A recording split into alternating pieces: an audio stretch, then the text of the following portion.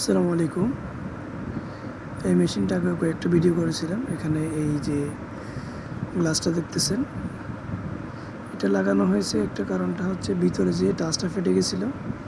তো আগামীতে যাতে ডিসপ্লেতে আঘাত না আসে এই কারণে আমি এটা চেঞ্জ করে দিলাম। এটা একটা অ্যাক্রিলিক শিট দিয়ে গ্লাসটা বানানো। তো এইখানে আপনারা আরও দেখতে পাচ্ছেন এই যে মিটারটা, রেগুলেটরটা, এখানে যে আগে সিস্টেমটা ছিল এটা পিছনে ছিল, ওইটা রেগুলেট করা যেত না বা ভিতরে থাকতো, ইচ্ছে মতো প্রেশার দেওয়া যেত না বা প্রেশার দিতে গেলে বিভিন্ন ঝামেলা পোহাতে হতো। এই জন্য এটা লাগানো। আমরা এখানে যে সামনে যে সুইচগুলো আছে চারটা ডান পাশে দেখতেছেন, এই সুইচগুলো লাগিয়েছি ডিসপ্লেটার কাজ করার জন্য। আমি স্টার্ট দিলাম ল্যামিনেশন। এই যে এখানে দেখা যাচ্ছে চলতেছে সুইচগুলো, একটু চাপ দিয়ে দেখানোর চেষ্টা করি এগুলো কাজ করে কিনা। এই যে কাজ করতেছে সুইচগুলো। তো লেমিনেশন দিলাম, এখন একটু পরে প্লেটটা নামবে, আমরা একটু দেখার চেষ্টা করবো আসলে প্লেটটা নামে কিনা।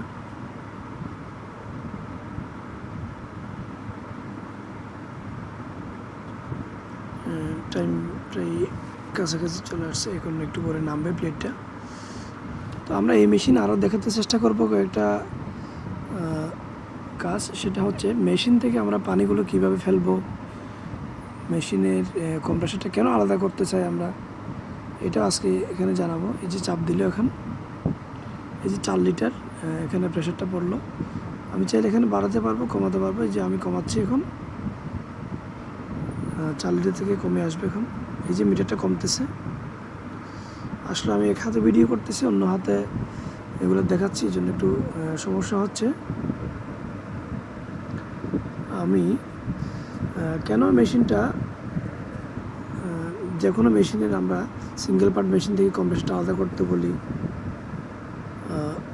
এটা আজকে দেখানোর চেষ্টা করব। আর এখানে পানি জমলে পানিগুলো কীভাবে ফেলবেন তাও দেখানোর চেষ্টা করব। আমরা ডিবাবলটা একটু স্টার্ট করে দেখি, কথা বলতে বলতে ডিবাবলটা একটু স্টার্ট করি। স্টার্ট দিলাম, হ্যাঁ কম্প্রেসার চলতেছে।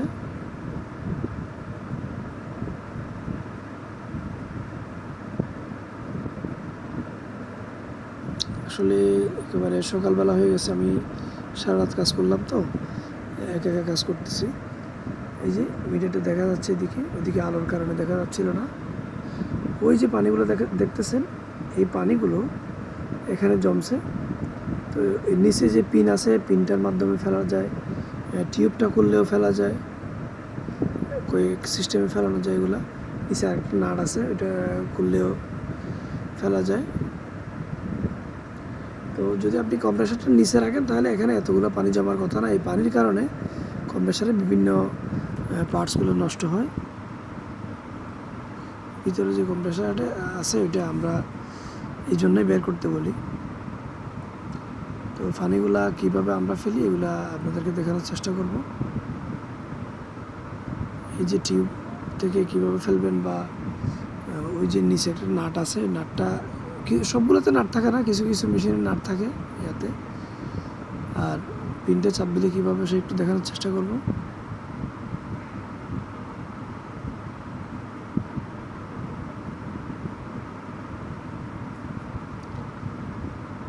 আসলে আমি এক হাতে ভিডিও করতেছি, এই জন্য একটু কষ্ট হচ্ছে। তো আমি প্রথমে নজ প্লাস দিয়ে নিচে পিনটা লুজ দিয়ে দেখব, বা হাতে ট্রাই করে দেখব।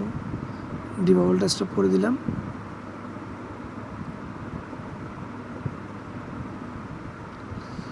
আসলে আমি মোবাইল থেকে মেশিনের সাউন্ডটা অফ করে রাখলাম, যে যাতে শব্দটা এখানে আসলে কথাটা ক্লিয়ার শোনা যাবে না, এই জন্য আমি শব্দটা বন্ধ করে রাখলাম। তো আপনাকে পানিগুলো কীভাবে ফেলবেন এটা একটু দেখাবো। তো মূলত এই মেশিনটা এখানে আনার আগে পরিবহনে উল্টোপাল্টা চাপের কারণে এটা ভাঙছিল। আমি একটা বোতল, প্লাস্টিকের বোতল কেটে এখানে লাগালাম যাতে পানিগুলো নিচে না পড়ে। তো আমি এখানে পিন দিয়ে পিনটা একটু চাপ দিব পানিগুলো যাতে পড়ে। এই যে পানিগুলো পড়তেছে হালকা হালকা।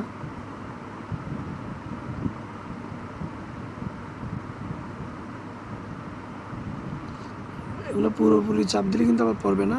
আমি তারপরও এটা দিয়ে খুলে কীভাবে ফেলাবেন এটা একটু দেখাচ্ছি। যে নোজ প্লাস দিয়ে এখানে এই নাটটা লুজ দিয়েও ফেলানো যাবে, প্লাস আপনি পুরো টিপটা খুলেও ফেলতে পারবেন।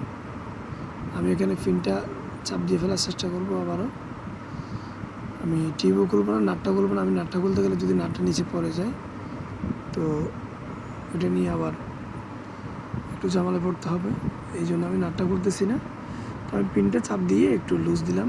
পিনটা চাপ দিয়ে আমি পানিগুলো ফেলানোর চেষ্টা করতেছি। নাটটা একটু লুজ দিয়ে নিচ্ছি।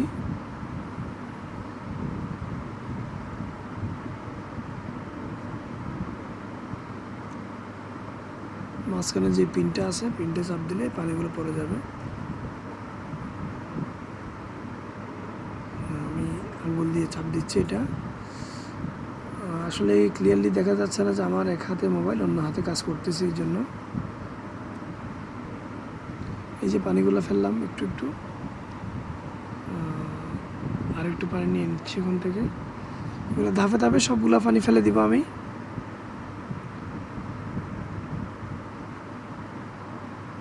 এই যে পানিটা নিলাম। আমি শিওর না দেখা যাচ্ছে কিনা ক্লিয়ারভাবে। মূলত আমি এক হাতে ভিডিও করতেছি, অন্য হাতে এগুলা কাজ করতেছি।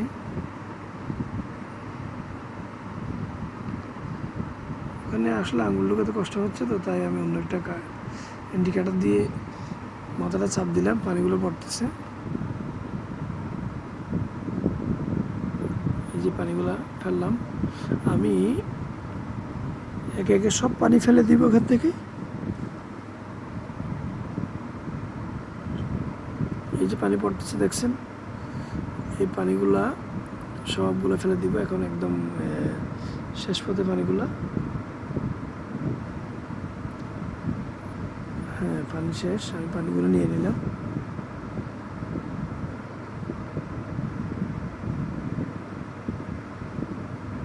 পানিগুলো ফেলে দিলাম।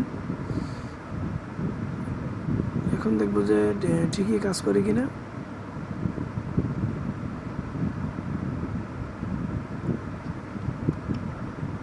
এখন ডিবাবল দেওয়ার পরে মিটারটা উঠতেছে। যখন আমাদের কম্প্রেসরটা স্টপ হবে এই মিটারটা পরে যাবে, কিন্তু আরেকটা যেটা মিটার আছে ওইটা ঠিকই থাকবে। তো আমরা আসলে পানিগুলো ফেলে দেখালাম কীভাবে ফেলে। আগামীতে একটা ভিডিও করব, সেটা হচ্ছে 4 পার্ট মেশিন থেকে কীভাবে পানিগুলো ফেলবেন। অনেকে জানেন, তো যারা নতুন জানেন না তাদের জন্য ভিডিওটা করবেন। তো আজ এটুকুই। ধন্যবাদ। আসসালামু আলাইকুম।